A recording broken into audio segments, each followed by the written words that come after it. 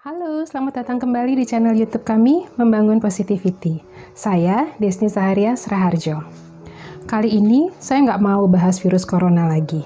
Sudah 2 minggu di rumah aja, sudah cukup informasi tentang COVID-19 yang kita tonton, baca, dan dengar. Yang penting, kita sekarang tahu apa bagian yang bisa kita ambil untuk mengurangi penyebaran dan penularannya. Selanjutnya, kita doakan pemerintah, para tenaga medis, dan semua yang terlibat di dalamnya agar diberikan hikmat, bijaksanaan, kekuatan, dan kesehatan, sehingga dapat menjalankan tugas mereka dengan sebaik-baiknya dan tetap sehat. Sekali-sekali, kita lihat aja berita dari sumber resmi pemerintah dan browse berita dari luar negeri di kanal berita yang terpercaya. Bagaimana kalau kali ini kita bahas soal kebahagiaan dan umur panjang aja? Di video Membangun Positivity sebelum ini sudah dianjurkan untuk melakukan meditasi dan bersyukur agar Anda lebih sehat dan juga bahagia. Melakukan meditasi secara teratur dan bersyukur setiap hari membuat perubahan yang positif di otak kita. Kita menjadi lebih fokus, lebih cerdas, lebih kreatif, lebih cenderung untuk melakukan kebajikan, dan imun sistem kita menjadi lebih baik. Ada beberapa tips lain dari neuroscience yang juga bisa membawa perubahan-perubahan positif yang tadi saya sebutkan. Kali ini kita akan bahas salah satunya ya.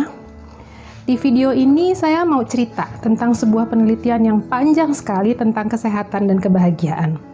Penelitian ini sudah dilakukan sejak tahun 1930-an dan masih berjalan sampai sekarang ini.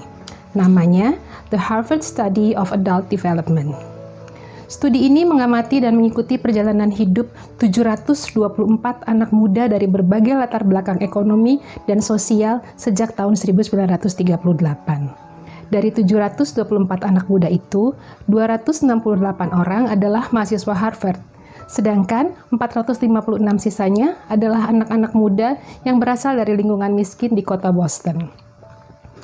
Berbagai aspek kehidupan mereka diteliti. Secara berkala, ke 724 orang ini dikirimkan kuesioner. Ada juga seksi interview. Rekam medis mereka diamati.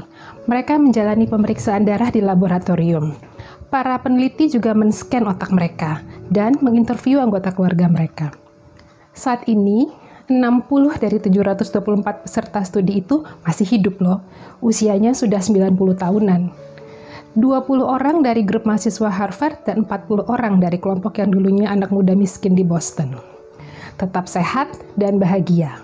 Studi ini sekarang juga meneliti sekitar 2.000 anak-anak dari 724 peserta asli studi ini.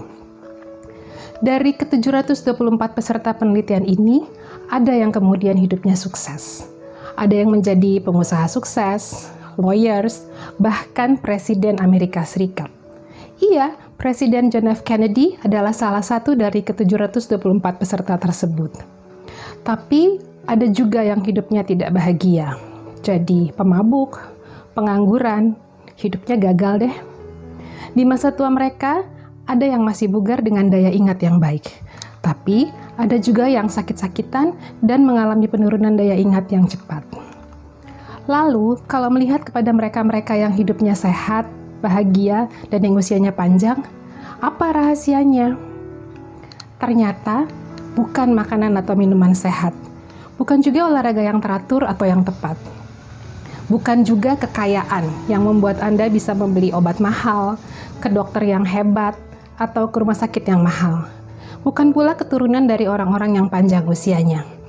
Mereka sehat dan panjang usianya karena memiliki relationship yang bagus. Good relationships keep you healthier and happier. Period. Studi Harvard ini telah menemukan ada 3 hal penting dalam relationship. Yang pertama, social connection itu penting dan kesepian itu bisa membunuh. Orang-orang yang memiliki hubungan yang baik dengan pasangan, keluarga, sahabat, hidupnya ternyata lebih bahagia, tubuhnya lebih sehat, dan usianya lebih panjang. Kedua, bukan jumlah teman atau keluarga yang Anda miliki yang penting, kualitas hubungan yang lebih penting. Yang ketiga, hubungan yang baik tidak hanya melindungi tubuh kita, tapi juga otak kita. Orang-orang yang hubungannya baik terbukti memiliki daya ingat yang lebih baik, dan mereka yang hubungannya tidak terlalu baik mengalami penurunan daya ingat yang lebih cepat. Hubungan yang baik menciptakan stimulasi mental dan emosional yang merupakan mood booster. Itu kata-kata Dr. Waldinger, direktur keempat dari penelitian Harvard itu. Makanya, nggak salah kan kalau kita dianjurkan untuk fokus pada hubungan yang positif dan melepaskan orang-orang negatif dalam hidup kita, atau setidaknya meminimalkan interaksi kita dengan mereka. Tingkatkan kualitas, bukan kuantitas, dan pelihara hubungan itu. Lalu, apa kata neuroscience tentang ini? Ada penelitian yang dilakukan oleh Martin Seligman, the godfather-nya positive psychology. Martin Seligman menyebut apa saja yang paling menumbuhkan positivity, yang oleh studi Harvard tadi disebutkan sebagai kesehatan dan kebahagiaan.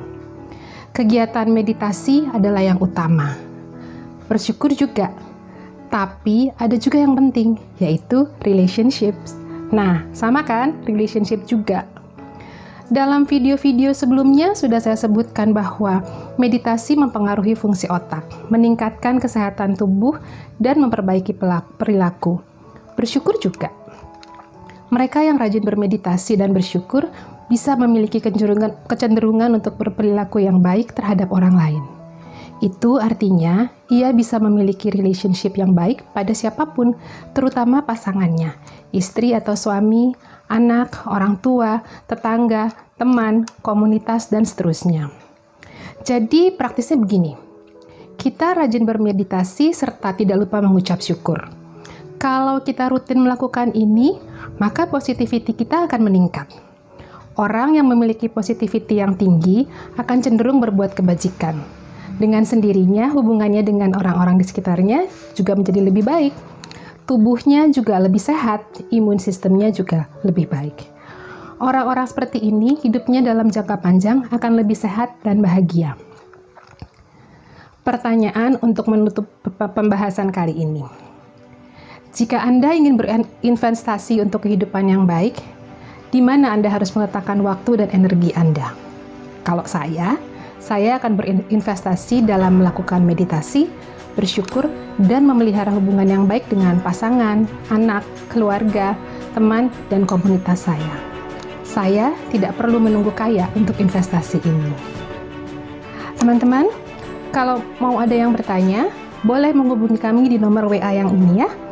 Kami akan dengan senang hati menjawabnya. Salam positivity. Saya Desni Saharia Raharjo untuk membangun positivity.